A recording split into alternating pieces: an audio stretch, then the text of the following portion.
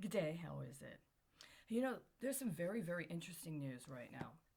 And it's one of those things where something's come up and it could potentially reveal a revisitation of a pattern that has happened before. As a matter of fact, I believe this pattern goes all the way back to the 70s on one level, but I'm going to only talk about it specifically in two sequences or serials. I personally have been witness to, and I understand are absolutely converging today. There was an announcement regarding some negotiations and resolutions in consideration of OPEC production. Now, on some level, this may or may not have considerable interest to the layperson. I'm somebody that was attempting to get employed as a inspector of industrial pipelines and received training to that effect. I went to class after having a very difficult time being able to make the arrangements to get to class. And I met some very, very special people that I thought were very highly skilled, and I was looking forward to working with. Alas, we are going on 4 years, or over 4 years since that time, and that didn't work out. For 4 years, I've been trying to get a job so that I can get the actual necessary experience, necessary practical experience that needs to be verified and needs to be able to be addressed in an appropriate manner in order for it to be safe for me to participate in that kind of job role. And I understand that everybody that I was in class with at the time was the same and very sincere and very qualified. And I haven't been able to have any contact with them for reasons that have not been revealed. And yet we're going on 5 years. And presumably, at the same time that OPEC is making these decisions abroad, the United States is engaged in some process connected to alleged infrastructure development. Now, I know that there's a lot of discussion about green energy, right? And what this means, and climate change, and how it is going to factor into whatever decisions are made moving forward.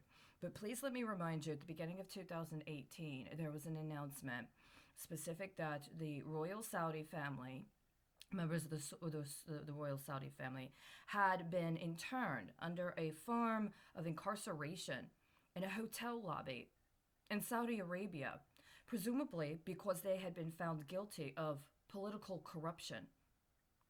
And not only family members, but other members of important sectors within the Saudi governance, as well as the head of a major bank that was actually located out of another country. The headquarters for that bank was in another country, but the head of that bank was incarcerated along with those people.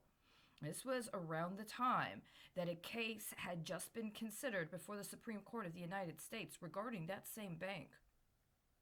Now, these matters are important because around that time, what was identified publicly was that the Kingdom of Saudi Arabia, was going to use the proceeds that had been acquired in the course of restitution that was going to be provided by those who were being incarcerated for political corruption as an investment in health services and sorts of social services for women and children and families.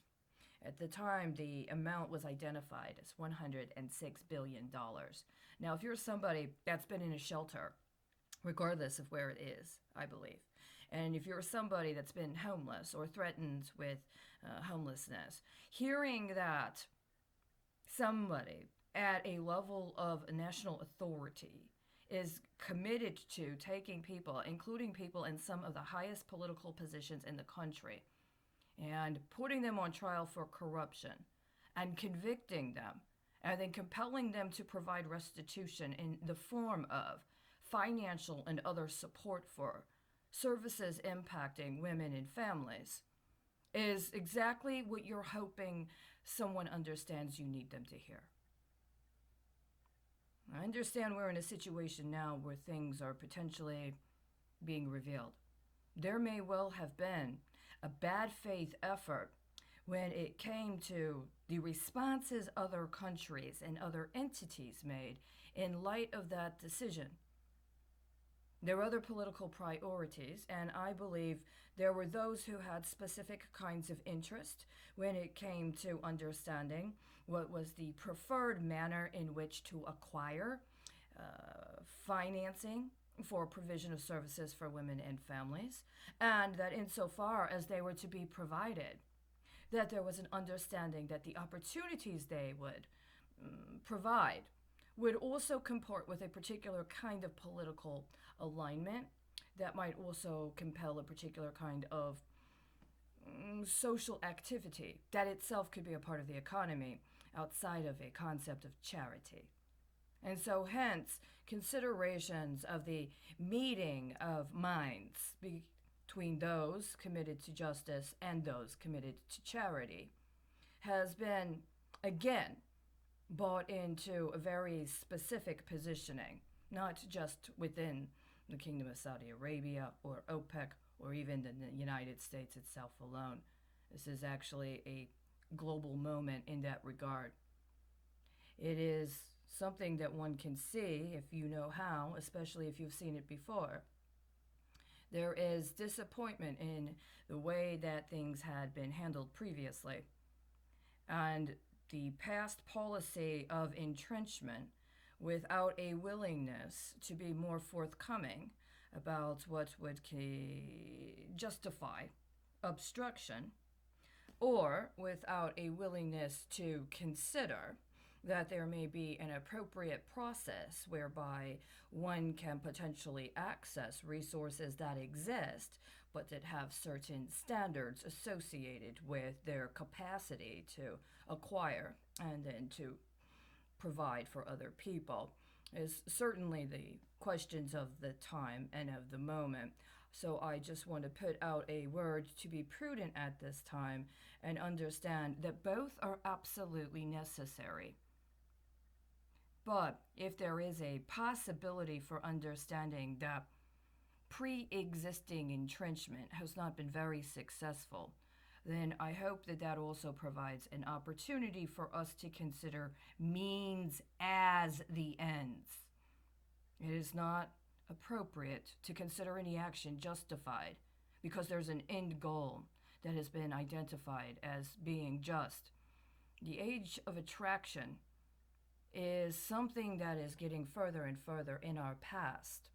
And what has already been allowed to be created, as long as it's allowed to be maintained as status quo, is going to have a very profound impact on what we're attracted to and what we attract. It's one of these things I didn't quite understand. Someone told me, well, you get what you give. It's the laws of attraction. If you keep talking about things like this, that's what you're going to attract. But the thing is, ages are not static. And so now we're in another age. And I cannot say I am necessarily an authority on all matters related to that age, but I've seen this point before. And I'm still alive to talk about it. I hope that somebody understands that to be an asset, and an asset that needs to be protected and also needs to be comported with wisdom. Thank you.